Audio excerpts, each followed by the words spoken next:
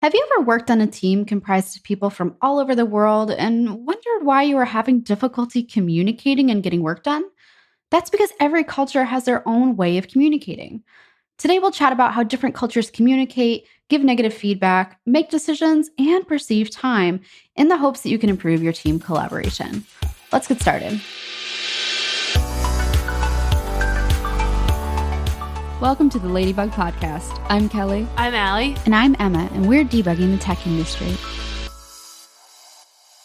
AWS Amplify is a suite of tools and services that enables developers to build full-stack serverless and cloud-based web and mobile apps using their framework or technology of choice on the front end. Using Amplify, you can quickly get up and running with things like hosting, authentication, managed GraphQL, serverless functions, APIs, machine learning, chatbots, and storage for files like images, videos, and PDFs. Amplify is built especially in a way to enable traditionally front-end developers like myself to be successful because they can use their existing skill set to build real-world full-stack apps that in the past would require deep knowledge around backend, DevOps, and scalable infrastructure.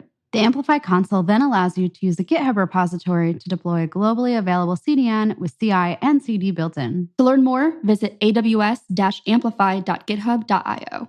Okay, so let's preface this episode with kind of, not a disclaimer, I guess, but let's just acknowledge a burning question that people might have during conversations about how culture impacts our collaboration as a human, or our communication as a human. And, the question of, well, doesn't talking about culture cause us to stereotype? And I just want to say that, while it's really important for us to recognize everyone's individuality and not look at everyone from a certain culture as having the same characteristics, it'd be a little bit naive of us to completely disregard culture, right? Because when we don't consider the impact of culture on an individual, we tend to view every interaction with them through our own cultural lens and how we were raised and things like that.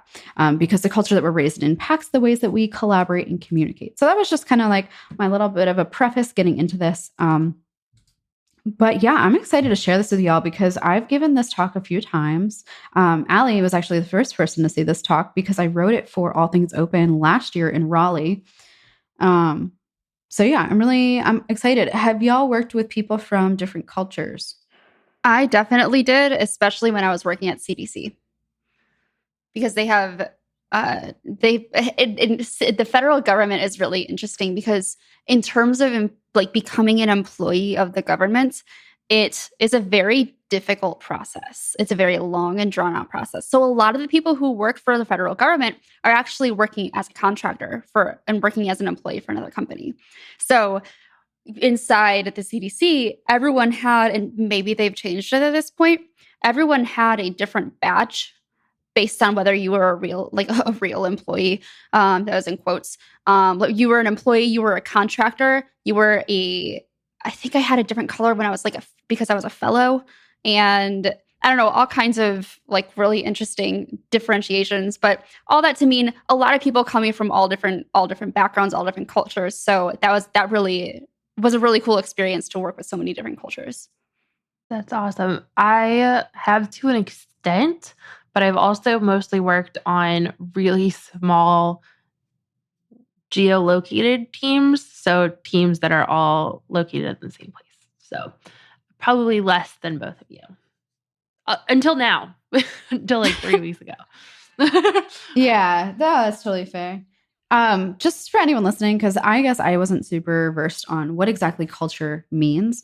And it's just a term that encompasses the social behavior and societal norms found in different societies across the globe. So this covers things like knowledge, beliefs, communication, how they perceive time, and things of that nature. Cool. We're going to talk about 4 different areas today. And this conversation was really sparked by one of my favorite books of all time called The Culture Map. It's by Erin Meyer. And she's done lots of research. So if you're interested in learning more based on our episode today, highly recommend you check it out. And we'll mention at the end of this episode, we are going to be doing a giveaway for that book. But today we're going to be talking about 4 different areas as it pertain to different cultures and how they essentially live their lives. But there are actually 8, and we'll talk about the last 3 at the end. We're going to start off with communication. I'll ask you, Kelly, because you are in more of a managerial position, when you think of a good communicator as it pertains to your team, what kind of traits do you see in someone? Putting me on the spot. I think, especially in terms of, and maybe I'm jumping the gun here in terms of what you're going to be talking about, but understanding how your team communicates in general. Each individual has a different kind of communication style, and you as a manager have a very specific communication style as well. In recognizing those individual differences in the way that you're communicating with them in a way that is going to resonate with with the team member you happen to be communicating with at that given time. I think this might be a weird thing to say, but I think a really important part of communication is also the listening side of things. So you learn a lot more if you just kind of stop talking and listen before responding and talking at somebody. We're gonna get to that because that's very important. As an American, when I think about what good communication means, I think about someone who is very explicit in what they mean. They express their thoughts clearly, very simply. And you'll notice they're very redundant. I say they as if I'm not part of it. We are very redundant. So like typically if you get off a meeting, people will send a follow-up email just to kind of like reiterate what was agreed on or like who's responsible for what. And this is what we call low context communication. So the messages are expressed clearly. There's no hidden meaning. You just take it at face value. But like while we as Americans would perceive someone with those characteristics as being a good communicator, not all cultures view these characteristics as good communication. And this is maybe why you're getting some friction. In contrast, many Asian cultures like India, China, Japan, and Indonesia, they value communicators who are actually implicit. And this, to your point, Kelly, require listeners to read between the lines or read the air is what they would say. These are high context communication cultures. So the messages are implied, but they're not spoken explicitly. I find that very interesting. I think, yeah, that's super interesting and often something we don't think about. And especially with getting to the point, I mean, that can be taken in multiple different ways, and in terms of how blunt you're being as well, which is definitely a cultural thing too. Oh, we'll get to that in the next section when we talk about providing negative feedback. And I have a lot to I have a lot of experience in like interacting with people from different cultures because I've now lived in 2 different European countries, 3 if you consider my study abroad experience. And I struggled with this a lot when I began my job in Germany in particular. So how can you actually tell how different cultures communicate? And this is really interesting. What Erin Meyer does in her book, and this is why I recommend people read the physical book and as opposed to the audiobook, because she has these charts where she plots on a scale from low context to high context cultures, and she'll list the countries on the scale. It's a linear scale. And what you typically would do is you would find your culture on this scale and map it to another culture where you have a colleague that you're working with. So for example, while Americans and people from the UK, and when I say Americans, I mean people from the United States. So if you have someone from the United States and someone from the United Kingdom working together, well, they're both technically considered low context cultures. So you would assume that they get along really well, they can understand each other. But if you look at the scale that Erin Meyer provides in her book, you'll see that people from the UK fall towards the right side of the people from the United States, which means if you look at the relative positioning of the UK versus people from America, people from the UK, they communicate at a higher context, which means people from the US might not understand their sense of humor, for example. But if someone from Brazil looks at someone from the UK or someone from America, someone from Brazil is higher context, right? They're reading between the lines. And they would look at both people from the UK and people from the US as being overly explicit. And so it's very interesting. And this is why I recommend if you are working with people from all over the world, you take a look at this kind of scale. Because for me, working with Germans, for example, they're very explicit, but I was still having these like miscommunication issues. And people thought I was overly explicit and overly communicative, and this is why.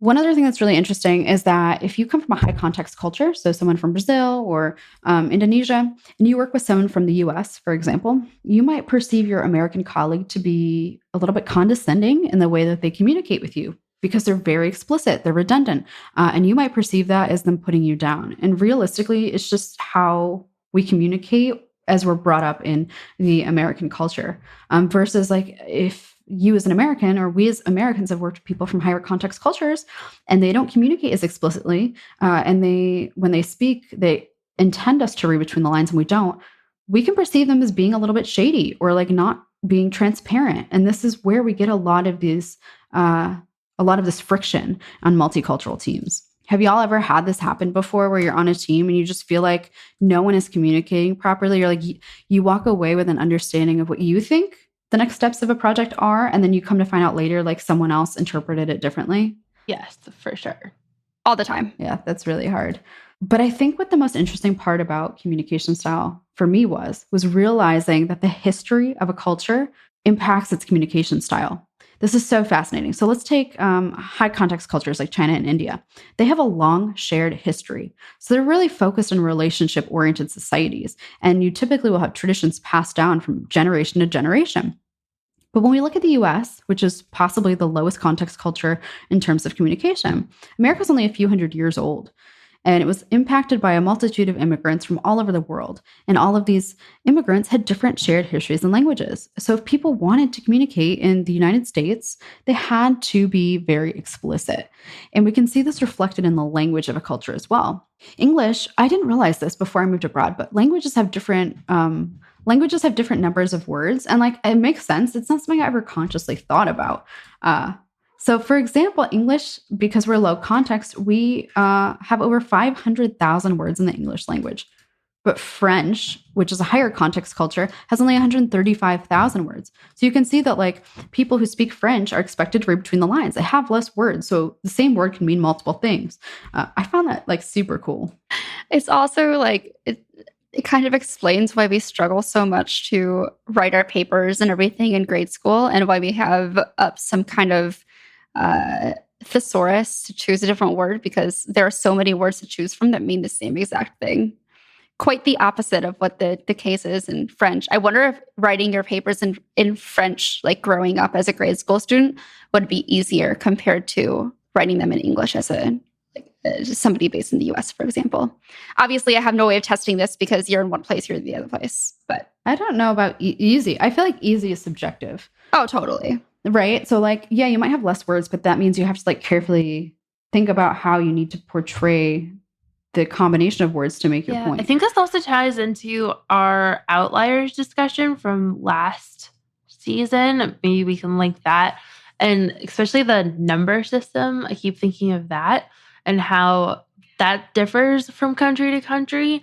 And my boyfriend knows a lot of Korean, and he was explaining their counting system. I was like, that makes so much more sense. I think that they should change our number system. That's so much easier. But I know. It's so strange. Well, if you're still like not convinced about like these long shared histories impacting the communication style of a culture, just take the analogy of like two people who've been married for 50 years. They don't need to be super explicit in their communication. They probably communicate through body language. And, if they say one thing, their partner knows it means another. But two people who are newlyweds who've only been together for, a few months, a few years, they need to be a little bit more explicit in their communication. I loved that analogy because I thought it really brought it back down to the real world and like things that we might have experienced. Okay, so if you have people from different cultures working on the same team, how do you actually go about communicating effectively? This is like a super important point. I'm curious what both of you would think. So I'm going to give you a little quiz. So let's say we have a team with two Americans working together, or an American and someone from the UK. They're both low context cultures, so they're very explicit. Let's say we have someone from America working with someone from Brazil, so you have a high context and a low context working together. And then someone from Brazil working with someone from India. So they're two high context cultures. Who do you think is going to have the most difficult time communicating? That's a good question. I would assume that it'd be harder for the one who is low context to speak at a high context level, I guess, if that makes sense. Mm-hmm. Like, I assume that American would have a more difficult time communicating. Allie? Or the one speaking English. What's Allie's vote? I pre-read the show notes, so I'm spoiled. I'm sorry. Okay, so don't... No, it's all good. You were prepared, unlike Kelly. Maybe I didn't want to cheat. Nah. This actually surprised me a lot. So the two coworkers who would have the most difficult time communicating are two people from two different high context cultures. So someone from Brazil and someone from China would have massive miscommunication. Because let's take this. I completely eliminated that. Yeah. You would think that they would get along, but that they would be effective in communicating. This is why. If we have two couples, both have been married for 50 years, and you take one partner from each and you put them together, they're not going to have any idea how to communicate together. Right? So while they can communicate really well within their same culture, you put them with another high context culture and it's like game over because they don't understand the nuances of each other's communication style. Makes sense. Yeah. Fascinating. Okay. So how do we actually communicate on a multicultural team? If you're working on a multicultural team, you have to employ low context communication processes. It's really the only effective way to get people on the same page. So what this means is you need to be explicit and you need to be redundant. So you should have a meeting and then after the meeting follow up, be it per email, per Slack, whatever tool you're using, just to clarify who's doing what and when it's due. You need to be overly explicit. But I think it's also important just have the conversation with your team that, hey, everyone's going to, used to communicating differently, but these are the protocols for our team that we want to use. That's what I actually recommend doing, especially if you're freelancing. That's one of the big things is after you get off of a phone call with the lead, always recap that conversation in an email. Always, always, always. It's so helpful when people do that. For sure. Cool. So Kelly touched on something earlier, providing negative feedback to someone. This is a huge area of, I'm losing my English. I can't even communicate effectively. Contention. That's the word I was looking for. This is a huge source of contention for people who don't understand how different cultures give direct negative feedback or indirect negative feedback. So while every culture actually believes in constructive criticism, it's really important that you note that what's viewed as constructive changes from culture to culture. So while someone from Germany understands what's constructive to another German, it doesn't necessarily mean that they can use the same method of constructive criticism to someone from Denmark. And so let's talk a little bit about this. Very much like there were high and low context cultures for communication, there are two different values for evaluating. So direct negative feedback cultures, this is what you would think of when someone is very, very blunt to the point. They don't fluff it up. This is something I experienced in Germany when I moved. It was really hard for me to receive constructive criticism from my German coworkers because they were used to being very direct in their feedback and they didn't mean anything personally by it. And I instantly took it personally and got offended. Well, in the US, we don't give negative feedback in that way. No, we're too busy giving the shit sandwich. Oh my God, that's the perfect word for that. I didn't come up with it. It's from Radical Candor. Oh, okay. I was going to say that perfectly describes it. But you'll notice this, someone from a direct negative feedback culture, that they use a lot of words that upgrade it. They're called upgrader words. So these are words like absolutely, totally, and strongly. So this is absolutely unprofessional, and things of that nature. In the US, it's different. We'll get to that in a second. But there are cultures called indirect negative feedback cultures. So, well, I guess this is technically how the US would call it, indirect negative feedback culture. So this is the shit sandwich, to Kelly's point. You want to explain what that is, Kelly? Yeah. So basically, it's sandwiching negative feedback between two more positive things to say. And also, I do want to correct myself. I learned about it from Radical Candor, but Ben Horowitz was the one who came up with it. So it means you would lead in with something positive and then switch to some kind of negative, or just more constructive feedback. And then kind of back up and be but everything is still okay. And, it's being indirect indirect giving that feedback. Yeah. And not only that, they use words like downgrader words. So things that kind of precede the negative feedback to soften the blow. So, this was kind of unprofessional. They wouldn't even say unprofessional in the US, I feel like. You would just be maybe next time. It's kind of a weird thing to say. Yeah, exactly. These words that just kind of reduce the bluntness of it. Exactly. I guess. It's to lighten the blow. Yeah, exactly. The most interesting cultures for me are those who fall in high context communication, like China, Brazil, and Japan, but that provide indirect negative feedback. This is so interesting to me because, okay, let's take an example. So let's say you're working with your Japanese coworker and he submits a 20-slide presentation for you to review before a big presentation. And the first like 15 slides look super great, but the last 5 look a little bit sloppy and kind of rushed.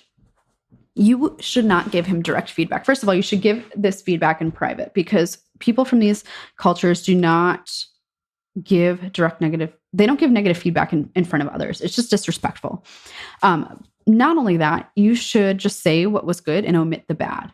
This is so interesting to me, because where in the US we would probably say like, hey, Kelly, you know, like, do you mind just taking a look again at these last 5 slides? Like, they don't look great, something like that. But I love the first 15. You did a great job. Right. So that's how we would say it in the US probably. Someone from in a direct negative feedback culture like Germany would be like, you need to fix the last 5 slides. They need some work. Someone from a high context communication culture and an indirect negative feedback culture like Brazil, China, and Japan, you would say the first 15 slides look great. And that's it. And you wouldn't mention the last 5 slides, because what that allows them to say, okay, the first 15 were great, but that means I need to go work on the last 5. So you don't even need to acknowledge the last 5. Just omit it from your positive feedback, and they will be able to understand. That's really interesting. Actually, pulling back in Outliers conversation in terms of providing feedback in that same high context, indirect feedback, it happened with the airline crashes, because the second in command never wanted to explicitly say an adjustment needs to be made. And it actually resulted in more plane crashes. And kind of interesting, they had an American come in to train the team to learn how Americans provide that kind of feedback, and it significantly reduced the percentage of planes crashing. So that just goes back to the point of like, we just assume everyone communicates the same way we do. And it's just so not true. And I also I feel kind of weird about it. Like, I'm really glad that it actually did help, but also it's just kind of weird to be like, all right, let me teach the American way. Yeah.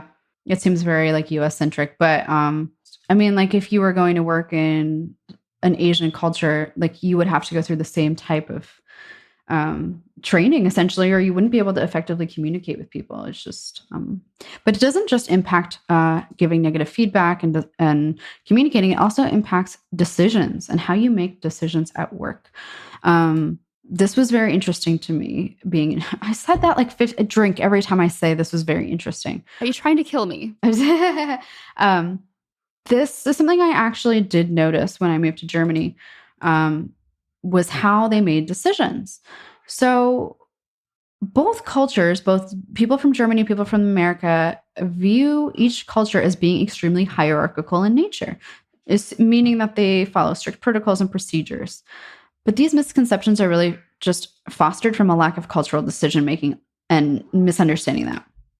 So as Americans, we're rooted in these egalitarian principles where we essentially advocate for equality of all people. And we inherently believe this is a core value of American culture, which we could go on a huge tangent with, because I don't agree with that statement. But she does make this statement in the book. I don't agree with it. But I would say, like, when the traditional American view, like, you would think, oh, equality for everyone. It doesn't exist, right? Like, let's not beat around the bush. America does not currently today treat all people equally. But that's something that we as a country had prided. Is that the word? We prided ourselves on? I guess prided. Was equality for all. Would pride ourselves on. There we go. Yes, thank you. So that was something we would see as a core American culture, right? But air quotes, by the way. Yeah, right.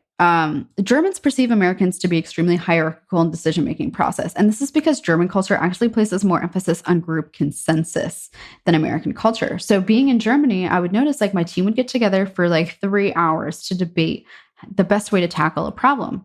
But here's the difference. Once we actually made that decision in Germany, it stuck and we did not change it. In America, it's pretty common to like have a short conversation about how you want to tackle a problem or a project and to start work immediately. And then it's okay to shift gears later down the line. Like that's normal. And it's pretty normal in the US too for like the boss to come in and like veto the whole thing. And basically everyone has to kind of fall in line. So yeah, all cultures are different. Like we've got consensual decision-making and we've got hierarchical decision-making.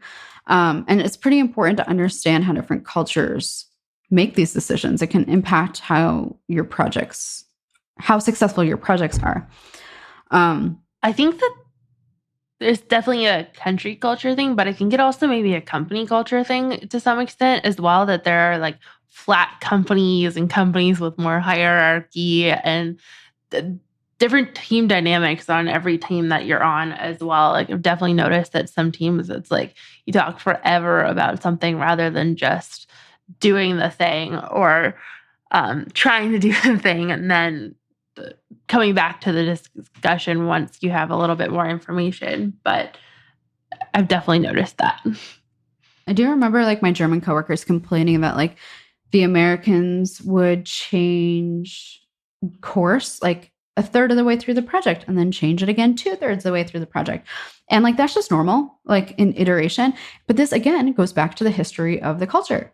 This is very interesting. Oh, drink. Okay. Pioneers who fled Europe began a new life in America. They placed value on speed and individualism. So it's all about being first and working hard, even if you made mistakes, and that was okay. So as a result, American culture began to develop a disdain for too much discussion because it felt like it slowed them down, and it was all about being fast. So that's pretty much why in the U.S. it's so common to like make a quick decision and change later on if you need to, but it's not common in other cultures to do that. So startups move fast, break things. No, yeah, I think startup culture originated in the U.S. I bet. Like the heavy startup culture. Yeah, if you're working with a team from, a global team with people from both consensual decision-making cultures as well as hierarchical or top-down decision-making cultures, just talk about it. Like you should have like a social contract within your team that really outlines how you want to collaborate together. And this should help everyone get along. I think that's what's most important, though, is having that conversation up front and deciding what's going to make the most sense for your group, because it's going to be different from one group to the next. Yeah, for sure. I was on a team that didn't get along so well and had a lot of clashing personalities. And we ended up having like a group norming session of what our values were as a team and what communication practices we should follow. And I found that really helped a lot of being explicit. Like, here's how we're going to communicate. Here's how we're going to decide how meetings are held. Here's how we're going to communicate with this person because they don't deal well with X and Y.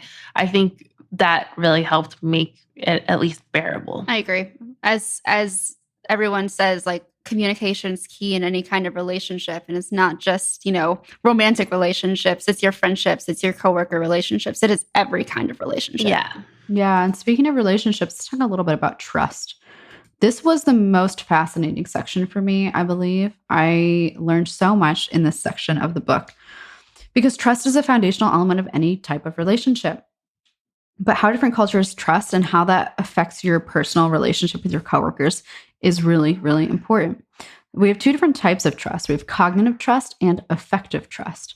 So cognitive trust is just rooted in the confidence that you have in someone else's ability to get their job done. So is Kelly going to finish her task for the sprint before the release? That would be an example of cognitive trust. The answer is no. Kelly doesn't deploy on Fridays, so she would get it done by Thursday. That's right. Affective trust, in contrast, is just it's rooted in the emotional closeness that you have from developing a friendship or personal relationship with someone else. I think it's important to note here, we're talking affect, not effect. Yes. Affect. I can't even say it like they're both pronounced effective, but we're talking about the one with an A. So what's really notable, I'm not going to say interesting for the rest of this. What's notable is that in America, we draw a line between cognitive and affective trust because we were typically taught to separate emotional from the practical side of work relationships. So mixing the two is kind of often perceived as unprofessional. But if you go to a relationship-based trust culture, like in China, for example, managers intertwine these types of trust. So they're likely to develop personal relationships with someone when there's also a business relationship. So you can actually build like these you can build up task-based trust through professional activities, work, and things like that. And this would be cultures like the US, the Netherlands, and Denmark. They're very task-based, trust-oriented. So we focus on someone's professional abilities. But relationship-based trust is very fascinating to me. So you notice, and I do like remember hearing stories about this where like you would go out to dinner. Let's say you went to Brazil or to Saudi Arabia. Let's say you went to Saudi Arabia on a business trip with your coworkers, and after work, they all want to go out to dinner and drinks. This is an important part of building your rapport with your team members, whether you realize it or not.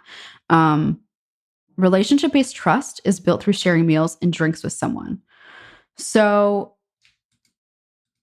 yeah, I mean, like, I never thought about that. I would just assume, like, if I went to visit, someone from a different culture that, like, professionally, that I didn't have to go out to dinner or drinks with them after. But it seems as though this is where a lot of the trust is built for their professional relationships. And the other really cool thing about this is, like, you would just, okay, if you were to go out with your, let's say, Indian coworker and you were drinking, would you open up and just be your true self and say stupid shit and just like be relaxed? Or do you think you would be a little bit on edge because you're coworkers?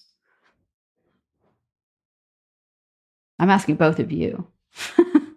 I personally, or just what do you think people are more likely to do? No, like how would you react in that situation? I think I'd probably start a little bit closed up, and then as you keep on feeding drinks into me, I'll open up, to be completely honest. Yeah, I mean, I feel like this is a really team dynamics one as well, and maybe company size as well. Like the bigger company and at conferences and things like that, I tend to be more professional. But the startups that I've worked for, especially a couple of them, everybody was actually really, really close and very much friends outside of work and much more tight knit. And so then you're much more yourself, I think.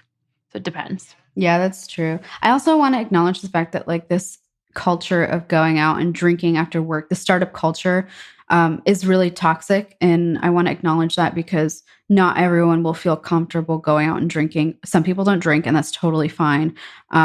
Please don't make them feel as if they have to participate. And she does use an example in the book revolving around alcohol, but it doesn't have to be alcohol related, right?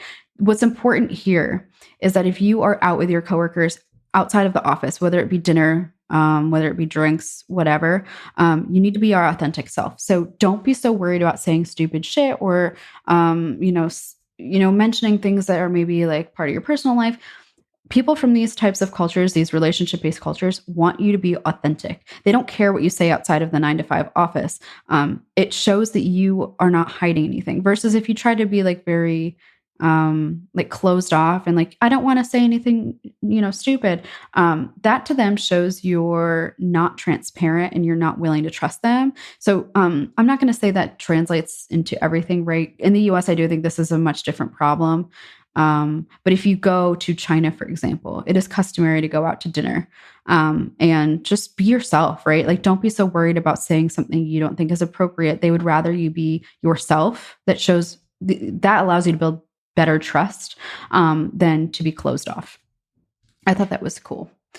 And have you noticed, I don't know how much traveling, Kelly, you've done a lot of traveling outside the US. Allie, do you have an extensive amount of travel experience in Europe, for example? Not at all.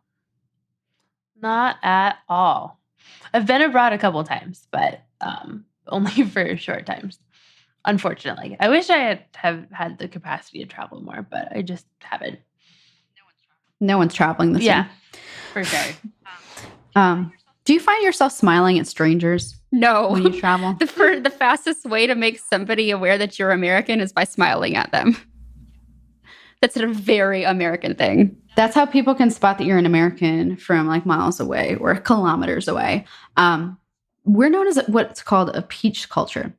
People are typically very friendly or soft with others that they've just met. So we'll smile at strangers. We'll openly overshare. I do this all the time. We'll ask people personal questions like, do you have kids? Are you in a relationship? But after a bit of friendly interaction with people from America, for example, these peach cultures, you're going to hit that hard pit in the center where the fruit protects itself. And it's really hard to break in and make long-lasting friendships. And I've noticed this in the US, and that's been really difficult for me. But if you have traveled abroad and you try to make friends from other cultures, you might have come across someone from a coconut culture. Oh, yeah. I've noticed this in Germany, and apparently Swedes are like this too. But I haven't met too many Swedes yet. People are more closed off when they don't know you. So you're not likely to have like deep personal conversations on an airplane with them. But once you actually break through that hard shell, they're much friendlier. You can form really long-lasting relationships. I love that. Once again, food for everything. I just love that No, analogy to it's definitely food. something that I've seen a lot in my travels since I've stayed in a lot of hostels traveling around, and you end up meeting a lot of people from different cultures and just how, of course, I feel like people like hostel culture in general is its own thing, and you're likely to meet a lot more people who are already a little bit more on like open to meeting others, because that's one of the reasons why you're staying in a hostel to begin with. Yeah, let's not forget there are tons of subcultures within the larger culture as well. Again, this is like, you don't want to stereotype people. I think this is more important if you're trying to collaborate on a professional level. But yeah, like in terms of like people from a certain culture in general as humans, like I wouldn't lump them all into the same For sure. category. But why, like, I guess my biggest question in reading this section was like, why does trust matter so much to certain cultures? And this was a very privileged thought. And I didn't realize how privileged that was until I was reading her example. Let's say that you're a Danish owner of a business and you design women's purses. So you sell 200 purses wholesale to a store down the street. It's just opened in Copenhagen. So you give the retailer the purses and she promises that she's going to pay you next week. Well, like, how do you know you're actually going to get paid? Okay, well, the shop owner probably signed a contract promising to pay you. And if she doesn't pay you, you can take her to court, because having a signed agreement in a culture with a consistently reliable legal system makes it really possible to do business easily with people that you don't know or don't trust. But if you're trying to do business, let's say this time you're from Nigeria and you design women's purses in Lagos, the legal system is not the same as it is in Denmark, right? So you can sign a contract, but there's not necessarily the same way of enforcing it if the payment doesn't come through. So in a lot of cultures, the trust that you have with someone else is your contract. And that was so eye-opening to me. And it was very naive of me to sit here and be like, well, I don't need to be friends with my coworkers. And I don't. And I'm not saying you have to, right? But that's why some cultures value trust and personal relationships as they pertain to a work relationship. But just on the contract side in general, if you've read my book, my freelancing book, you've noticed there is no section on contracts, because it is a very American thing. It's a very cultural specific thing to expect to have a contract between two people for that business relationship. The way a contract represents itself is going to vary from culture to culture, and this is exactly why. Hey, Kelly, remember how we talked about AWS Amplify at the beginning of this episode? You mean the suite of tools and services that enables developers to build full-stack serverless and cloud-based web and mobile apps? Yeah, and you can use your framework or technology of choice on the front end. And since we're talking about React, we want to be sure to point out that there's a free React tutorial offered by Amplify. What will the tutorial show me? You'll learn how to build a React app and quickly get up and running with things like hosting, authentication, and managed GraphQL. What else? You'll also learn how to build serverless functions, APIs, machine learning, chatbots, and storage for files like images, videos, and PDFs. That sounds great. It seems like Amplify is built in a way to enable traditionally front-end developers to be successful. That's because you can use your existing skill set to build real-world full-stack apps that in the past would require deep knowledge around backend, DevOps, and scalable infrastructure. Perfect. Where can I find the tutorial? You can check how to build a React app with Amplify at awsamplify.info/ladybug. Again, that's awsamplify.info/ladybug. As much as we'd love to pretend we're all perfect developers, the reality is we're going to make some mistakes. And that's why I love that Honeybadger has my back. Honeybadger makes you a DevOps hero by combining error, uptime, and check-in monitoring into a single, easy-to-use platform, and it's super affordable too. Honeybadger monitors and sends error alerts real time with everything you need to see what's causing the error and where it's hiding in the code so you can quickly resolve the issue. You also get uptime and check-in monitoring to let you know when your external services are having issues or your background jobs go missing or silently fail. With their collaborative tools, you'll also be able to communicate with your team on specific issues to keep track of where you left off if the same issue occurs again. So go check out Honeybadger at honeybadger.io. Tell them your friends on the Ladybug podcast sent you when you sign up, and you'll get 30% off for 6 months. They'll apply that discount to your account with no credit card required. Again, that's honeybadger.io. All right, let's wrap things up by talking about one other really cool area that I didn't realize different cultures perceive differently, and that is time. Did you know that different cultures perceive time differently? Tell me more. There are two different types of cultures as they relate to time. So we've got M time or monochromatic cultures, and we've got polychronic cultures. So M time cultures view time as tangible and concrete and generally linear. So this would be places like Germany, Switzerland, Japan, and Sweden. But in contrast, polychronic time cultures or P time cultures, they take a more flexible approach to time. So in general, like someone from Saudi Arabia, Nigeria, Kenya, or India would suggest a general time to me and not nail down an exact time.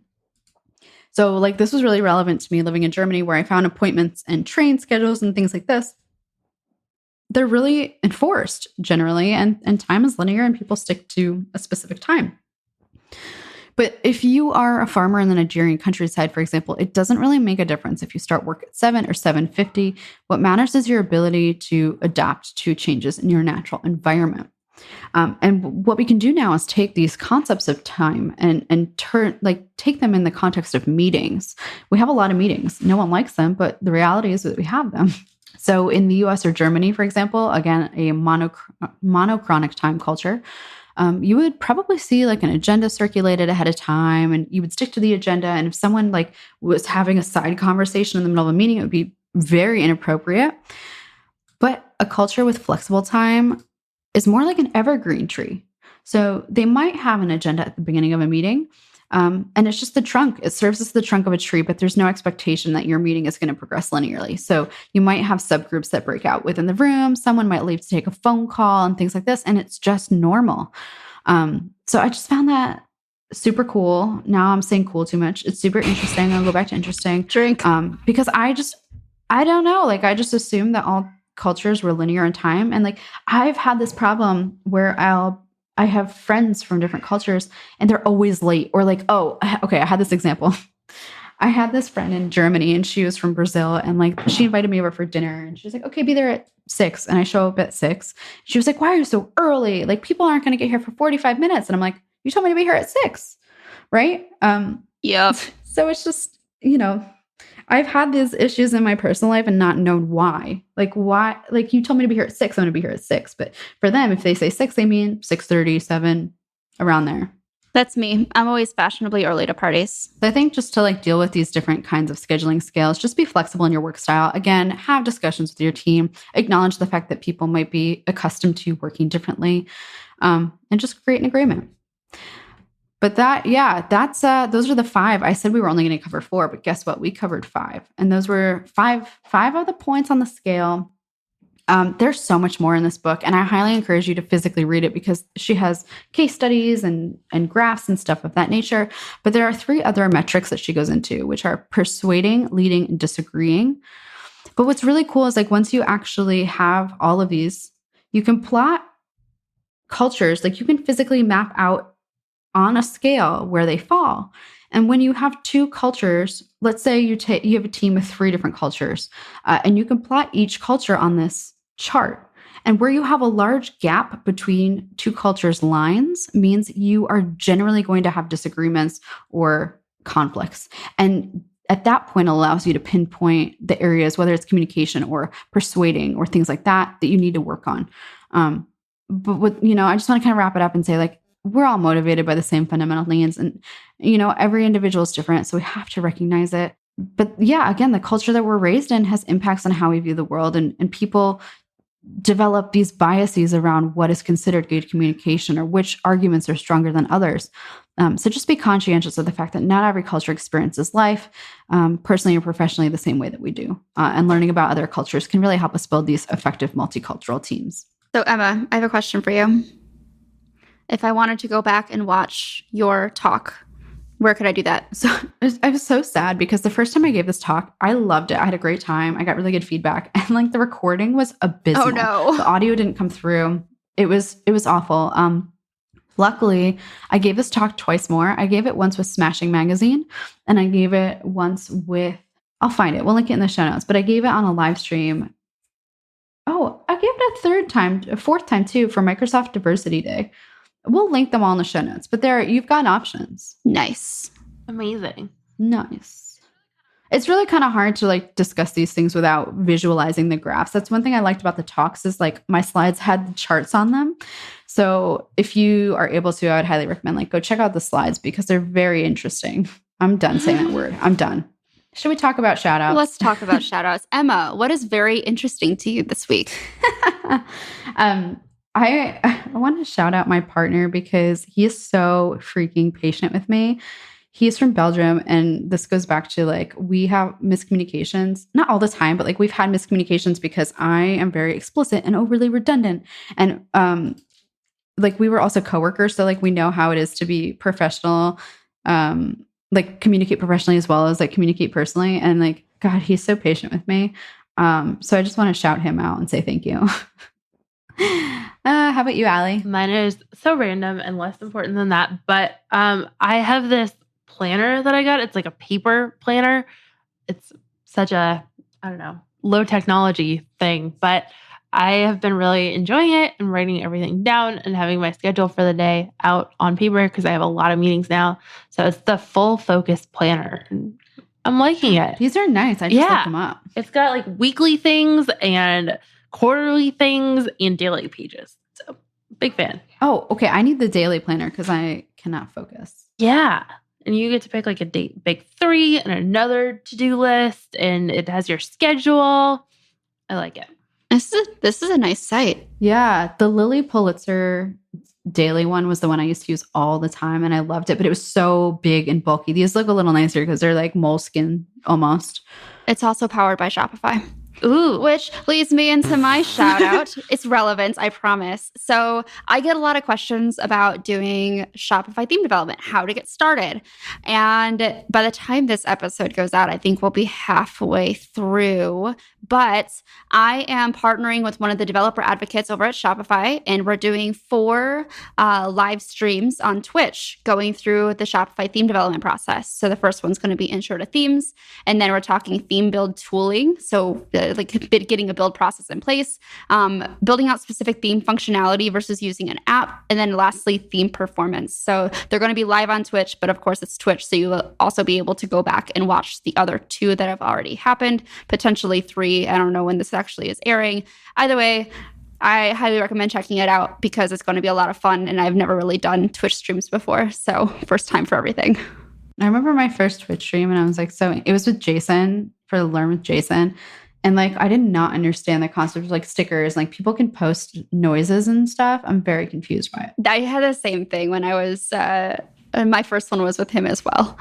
And I have this screenshot of Thomas and I attempting to set up our Twitch stream for it. And somehow, like, he was sharing his screen to do it, and somehow it messed up where it was showing the 2 separate windows, like my webcam and his webcam, but it was just my face stretched between the 2 of them. And it was like the top half of my face. It's a very beautiful screenshot. I'm going to hold on to that one forever. Awesome. If we find that, I'm going to tweet that from the Ladybug account. I can send it to you. I have it. Well, if you liked this episode, definitely tweet about it because we do read every single one of your tweets and we really appreciate it. But not only that, we're going to be giving out 1 copy of The Culture Map by Aaron Meyer, which is the book that inspired this podcast episode. We're going to give that away to someone that tweets. So make sure that you do that. We also post podcasts every single Monday. So make sure that you're subscribed to be notified and leave us a review. With that, I hope you all have a great day. Bye. Bye.